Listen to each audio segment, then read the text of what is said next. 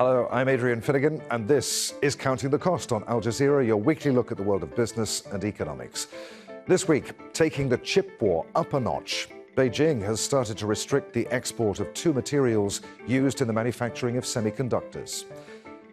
Also this week, economic sanctions at a halt to aid after a military coup in Niger. Millions of people in one of the world's poorest nations could pay the price. And Egypt is trying to lure dollars back into its financial system with higher returns on savings. Will that help to ease the nation's foreign currency crunch? They are used in everything from electric cars to TVs, wind turbines, and military hardware. Semiconductors are now considered as crucial to economic production as oil. The US is worried that China could use US chip technology to further develop its military power. It unveiled sweeping export controls in October to prevent Beijing from getting the most advanced ones. That marked the start of tit-for-tat trade restrictions and upped the geopolitical rivalry.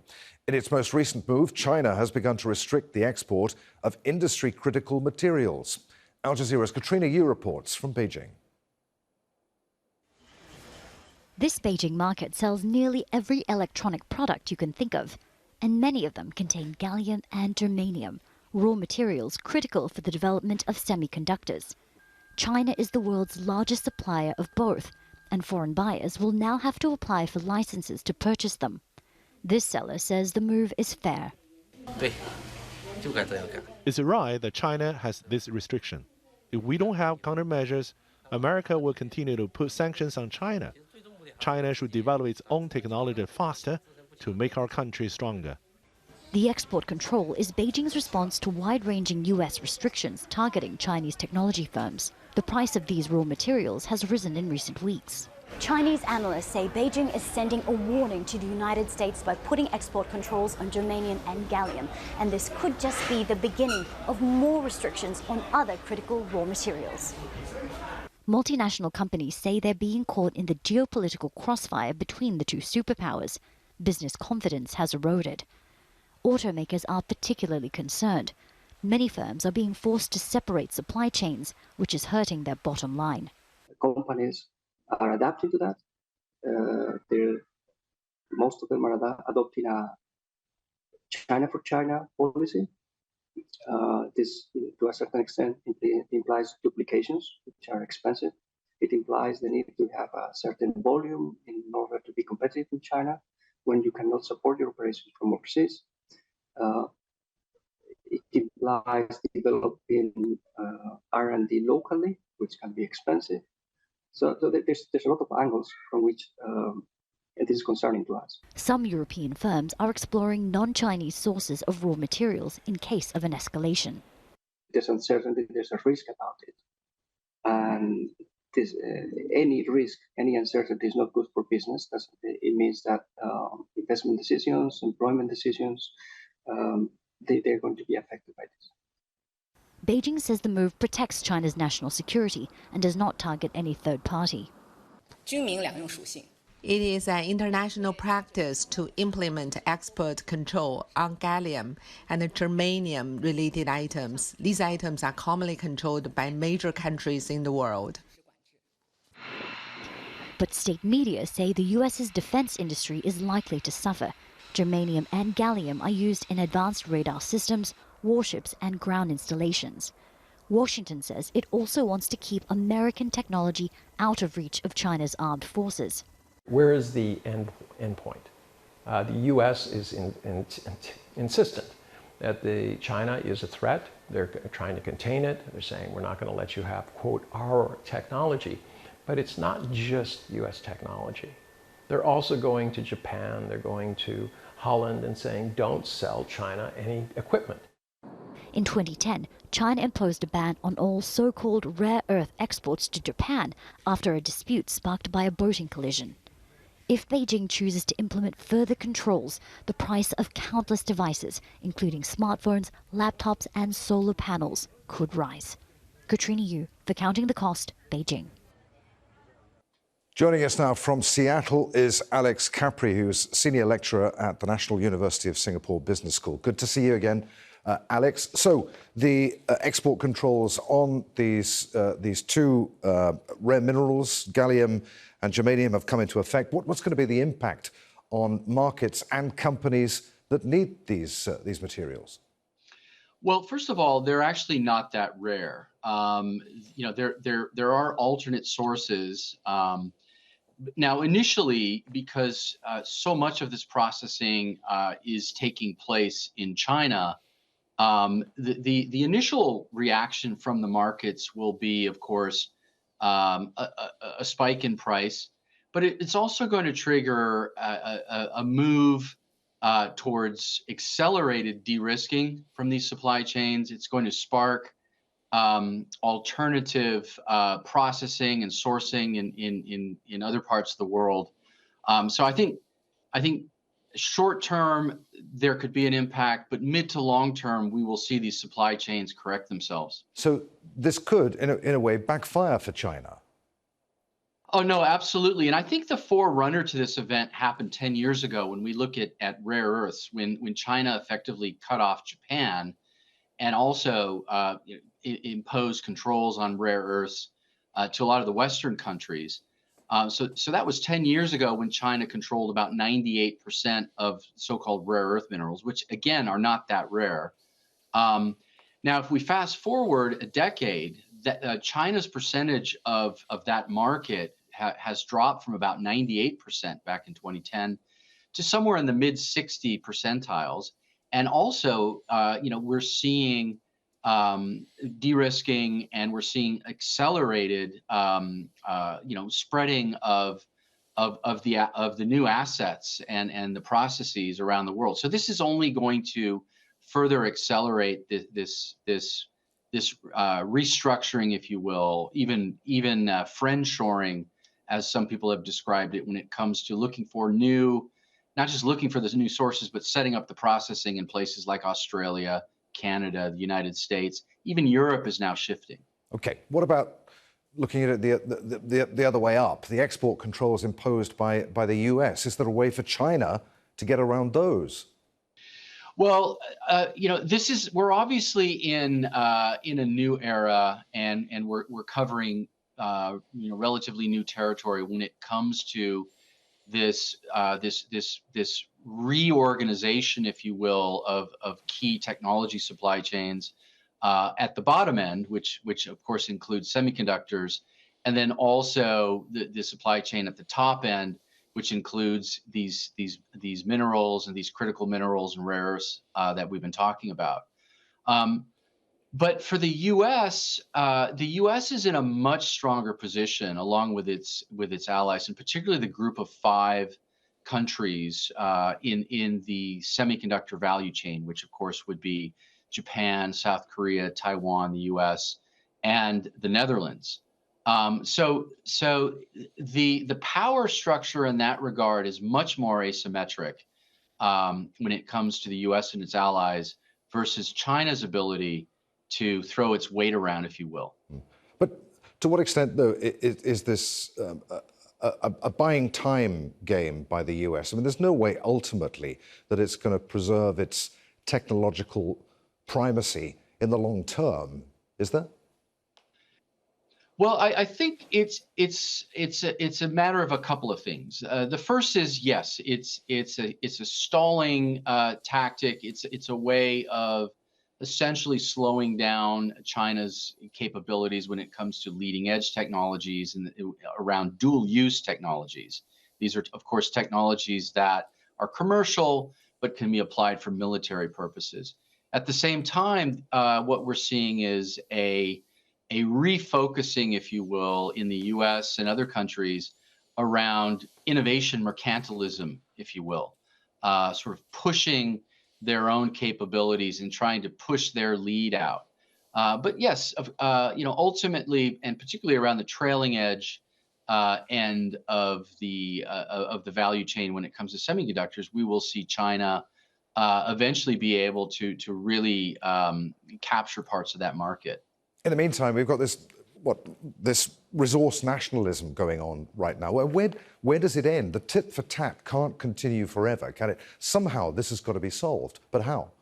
Well, I think the way it ends, if we look midterm, into the next 5 years, what we'll see is a continuation of what we're seeing now, and that is essentially bifurcation of strategic supply chains, such as we've been discussing, and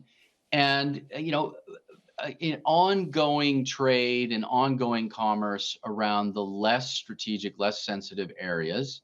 And in the long term, we're talking 10 years from now, we're going to have a relatively fragmented, localized, or regionalized set of strategic ecosystems that are going to be in place, whether it's in North America, Europe, China, or other parts of the world. It's always good to talk to you, Alex. Many thanks indeed for being with us again. Pleasure. Thanks, Adrian. Now, Niger is one of the world's poorest nations. It relies heavily on foreign financial help, but much of the aid sent by Western nations has been suspended following a military coup last week. The Economic Community of West African States, ECOWAS, has imposed far-reaching sanctions, including the halt of all financial transactions and a freeze on national assets. It's also threatened armed intervention to restore order. Many people in Niger fear the measures could worsen their already dire economic situation. Here's what some of them had to say. I think these sanctions were initially taken in the heat of the moment and then apparently dictated by outside powers. Mali, Burkina Faso, and Guinea faced the same situation before, but they haven't been sanctioned heavily. But Nigerians are going to have to tighten their belts. We will not get any poorer than we have been. In 13 years, we haven't received a single franc from our oil. We've been told it's worthless. The ECOWAS sanctions were expected because I believe that ECOWAS has often taken sanctions against coup leaders in its area. But these sanctions turned out not to be very heavy, in fact. But in the case of Niger, I think we're really going to suffer economically. It's going to be a very difficult time for the country. Joining us now from London is Alex Vines. He's the Director of Africa Programme and the Managing Director of Ethics, Risk and Resilience at Chatham House. Good to have you with us again, Alex. In what sort of state is Niger's economy right now? The Niger economy is incredibly vulnerable. As you've mentioned, it's very dependent on international assistance, around $2 billion a year. Without it, it's really in trouble. The economy is based on rain-fed agriculture. That depends on variable rain patterns, in particular, production of cotton, for example, and various products. And then it is a uranium producer. 5% of global supply comes from Niger, but it's very easy for international markets to switch to Kazakhstan, Canada, even Namibia. So, and then there's a bit of oil production. Those are the mainstays of the economy. As we said, Niger is already one of the poorest nations on the planet. How are sanctions and restrictions on aid going to worsen the plight of its people? Yeah, so it's interesting that a couple of days ago, the other military juntas in the region said that they wouldn't, they stood in solidarity with the military junta in Niamey. It was striking also that the Nigerian junta opened its borders with Burkina Faso, Mali, and Algeria, and also Chad. Only the border with Nigeria remains closed, which of course is the one that the junta really worries about, because Nigeria represents the biggest military power in West Africa. And also President Tinubu, the president of Nigeria, is the chair of ECOWAS and is the one that says tough sanctions are happening. And if you don't release Mr. Bazoum and return constitutional rule within a week, we're very seriously considering military action against you. But are these sanctions only going to serve to push Niger closer to Moscow? I mean, the footage of demonstrations in support of the putschists has had individuals brandishing Russian flags and shouting, long live Russia and so on. I don't think that's necessarily indicative of a great groundswell of support of Russia, but it does exemplify the ambivalence towards France. So using symbols of Russia are another way of expressing an anti-French sentiment. I do think that's what this is about. But yes, Moscow, the Kremlin is looking at opportunities. If you look at what happened this time last week, you had the Russia-Africa summit, and the junta leaders from West Africa were guests of honor. And so that is telling you something. So, but do sanctions in cases such as these, where there's been a military coup, do they actually do what they're designed to do? Do they work? Yeah, look, that's a good question, and I do have experiences of this. I was a UN sanctions inspector for over 10 years in West Africa for the UN. And sanctions can work for particular moments. They don't work over a long period of time. So they can be targeted, they can be effective. The threat of them can also change behavior. But I'm not sure that the ECOWAS sanctions have been particularly effective. Certainly not. They haven't dislodged the juntas in Burkina Faso, Guinea, and in Mali, and they have now been lifted on Mali, for example, last year. Because they were possibly having, over impact and hitting the civilian population too much indiscriminately. So I do think this is why ECOWAS is actually realistic in that the sanctions are a statement. They will turn the screws, but really it's the threat of military action that is the one that's frightening the military dictatorships in the region at the moment, because that's a new departure. We haven't seen that on the table really seriously for about 15 years. Alex, stay with us. I'll come back to you in just a moment, but you mentioned uranium.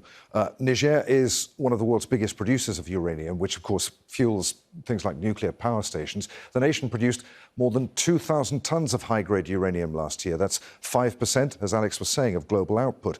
France is heavily reliant on nuclear energy, and Niger supplies an estimated 15% of the nation's uranium. Niger was the second largest supplier of the element to the EU last year.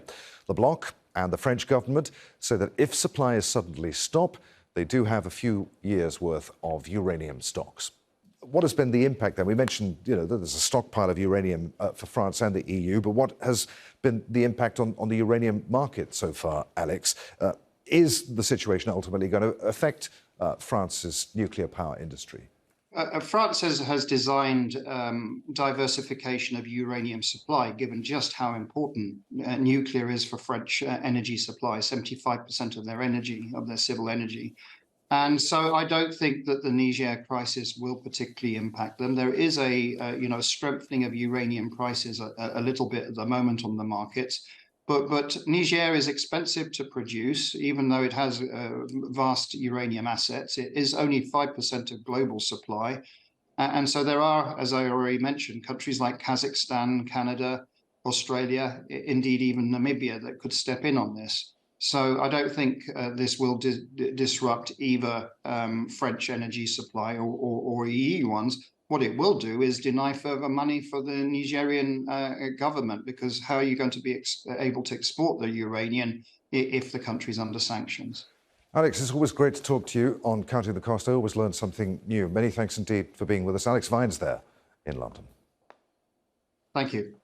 Now, rising debt, record inflation and a depreciating currency. Egypt is facing one of its worst economic crises in decades, worsened by the fallout of Russia's invasion of Ukraine. The war has pushed up prices. The government is struggling to pay for imports in foreign currency, and the black market for dollars is thriving. Egypt's biggest state-owned lenders seem to be trying to circumvent that.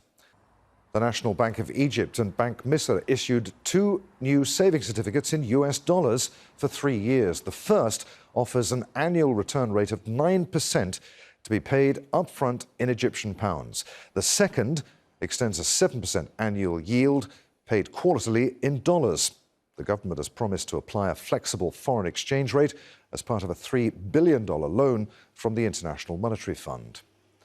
And it announced the sale of nearly $1.9 billion worth of state assets. Meanwhile, Egypt is suffering from a power shortage after consumption surged during the recent heat wave. The government is rationing electricity and increasing fuel oil imports to ease the load on electricity networks, and it's asked civil servants to work from home one day a week to ease demand. Well, to talk more about this from Washington, D.C., we're joined now by Miret F. Mabrouk. She's the director of the Egypt and Horn of Africa program at the Middle East Institute. Miret, good to have you with us. What do you make of these moves in Egypt? Will the new dollar-denominated certificates help to lure dollars back, and at what cost? They might help lure dollars back, but what you're talking about is it's not a drop in the ocean, but it isn't enough.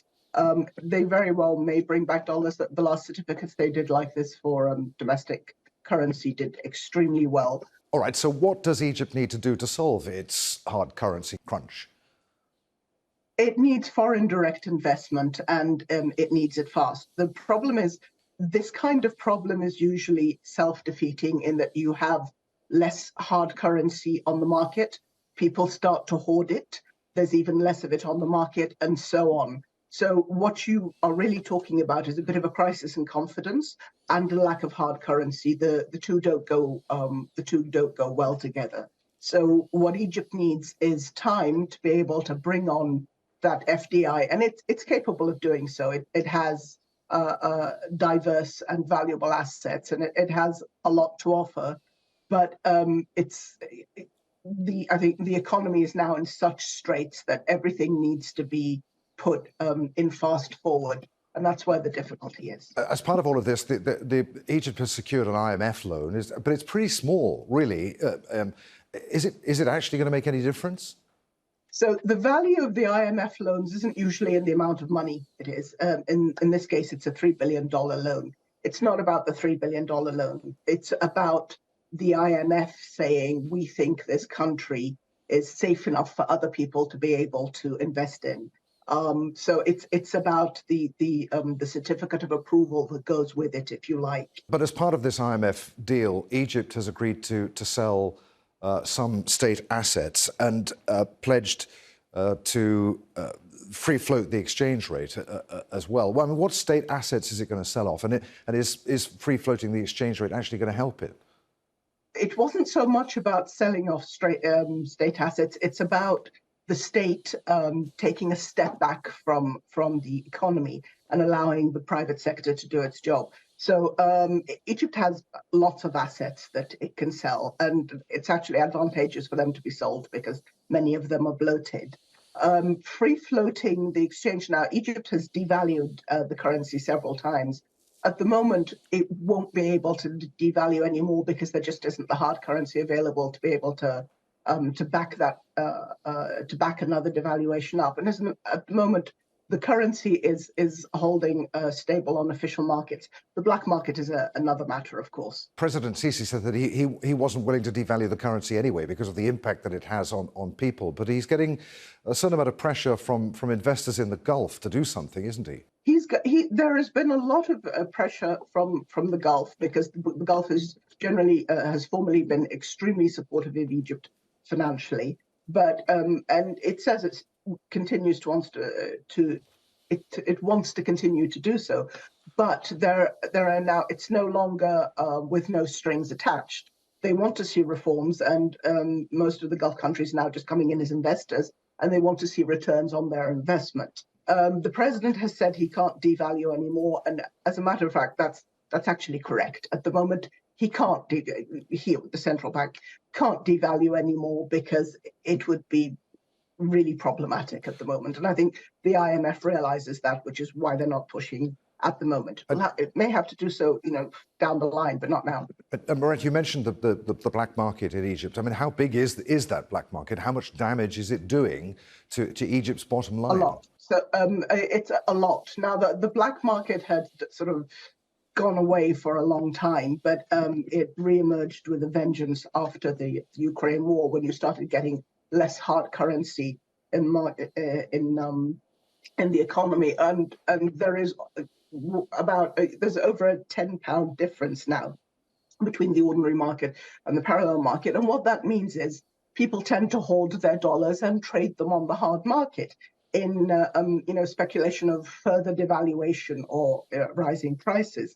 So you have almost a parallel system, which is bad for any economy and difficult for an economy as squished as Egypt's is at the moment. Mirette, it's been really good to talk to you on Counting the Cost. Many thanks indeed for being with us. My pleasure. And that's our show for this week. If you'd like to comment on anything that you've seen, we'd love to hear from you. You can tweet me. I'm at @afinnegan on Twitter. Try to remember to use the hashtag AJCTC when you do. You could also drop us a line. countingthecost@aljazeera.net is our email address. As always, there's more for you online at aljazeera.com/CTC. That takes you straight to our page, and there you'll find individual reports, links, and entire episodes for you to catch up on. But that's it for this edition of Counting the Cost. I'm Adrian Finnegan from the whole team here in Doha. Thanks for being with us. The news on Al Jazeera is next.